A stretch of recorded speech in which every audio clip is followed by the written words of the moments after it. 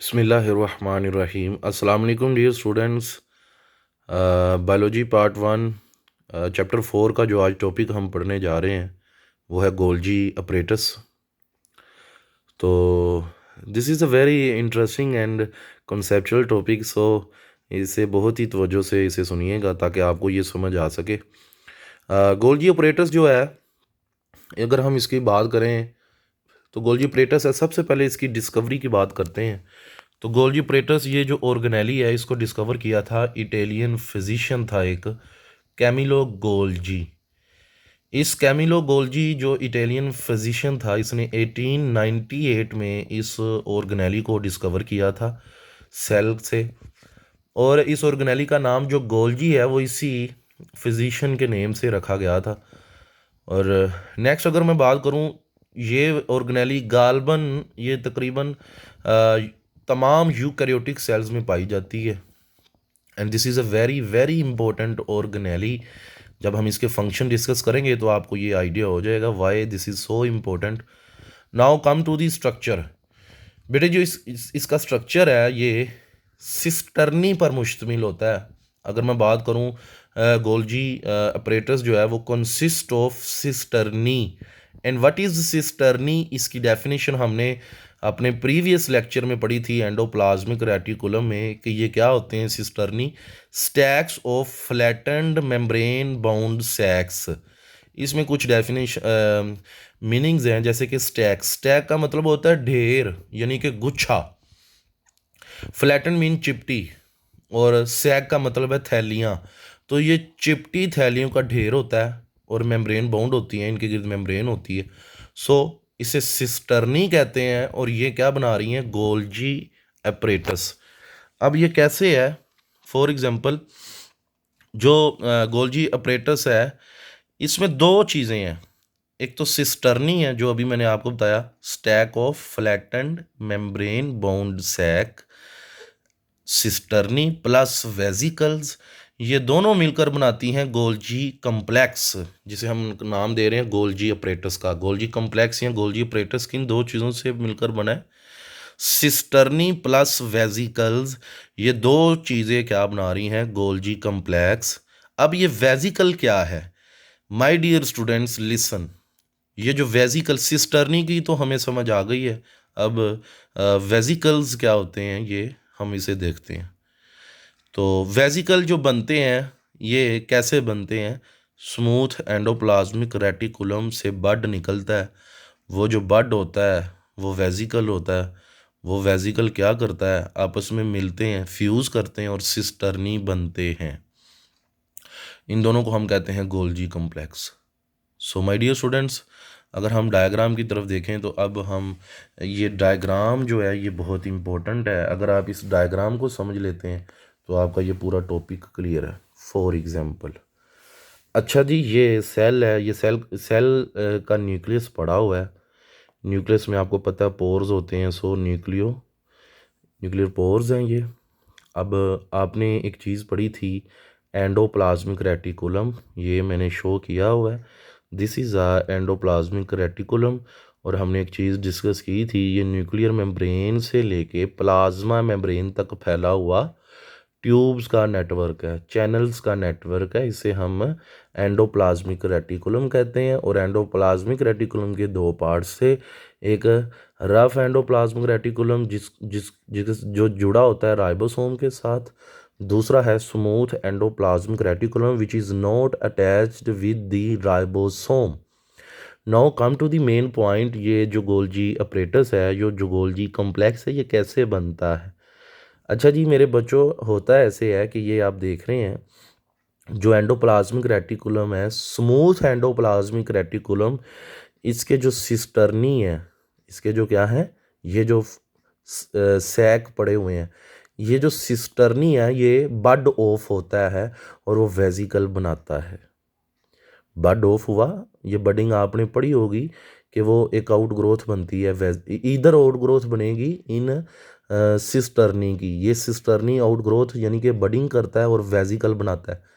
अब ये जो वेजिकल होता है ना, ये आकर आगे चलता है और ये बनाना शुरू कर देता है सिस्टर्नी। किसके सिस्टर्नी, ये जो एरिया है ये गोल्जी कम्प्लेक्स का है, गोल्जी अपरेटस का है। और ये कैसे बन रहा है, वेजिकल आ रहा है SER से, और वो वेजिकल आकर आपस में फ्यूज़ करते हैं और ये सिस्टर्नी बन रहे हैं।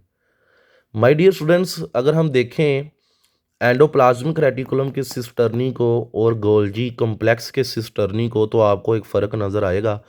ये जो एंडोप्लाज्मिक रेटिकुलम है, इसके जो सिस्टर्नी है वो आपस में इंटरकनेक्टेड है।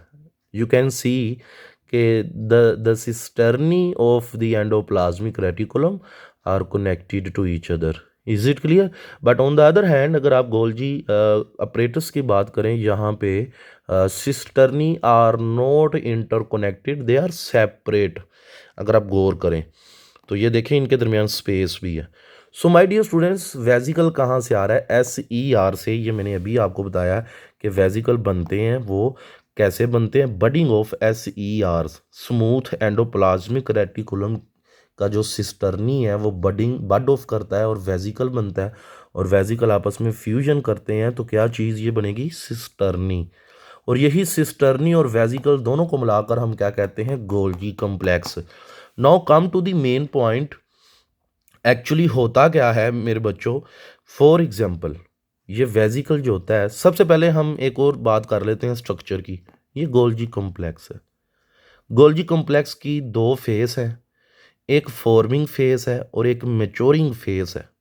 अगर आप गौर करें, जो मैच्योरिंग फेस है ये अंदर की जानब झुका हुआ है, मतलब कनकेव है। ये क्या है? कनकेव है। तो इससे इसका फीचर क्या है मैच्योरिंग फेस का? ये इनर सरफेस पे है और कनकेव है। ये क्या है? Concave. Now on the other hand, जो फॉर्मिंग फेस है ये आउटर है, सरफेस पे है, और ये कन्वेक्स है। ये क्या है? Convex. This is the Golgi complex. ये था इसका स्ट्रक्चर।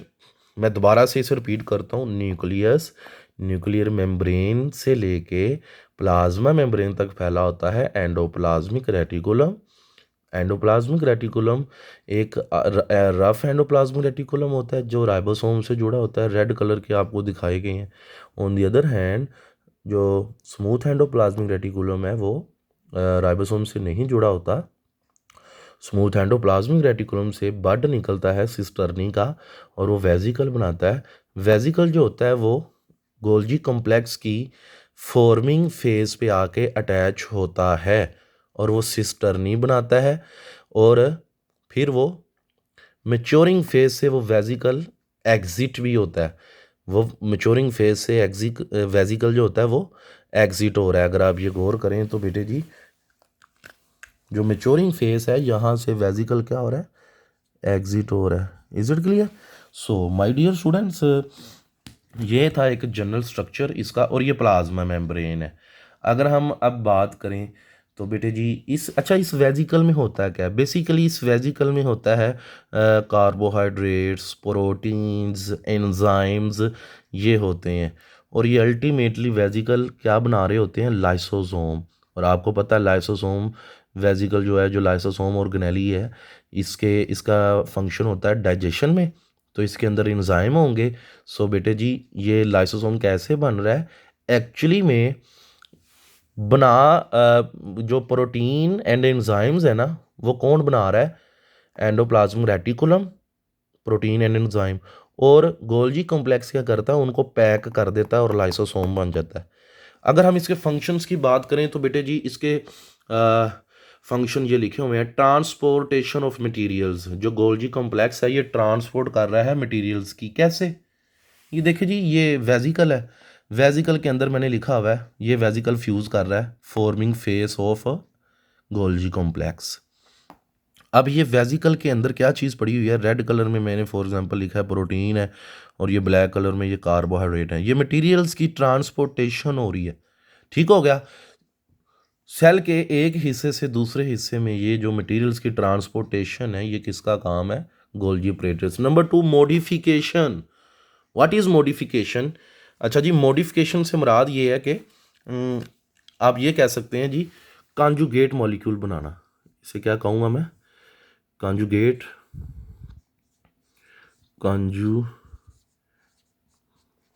मॉलिक्यूल।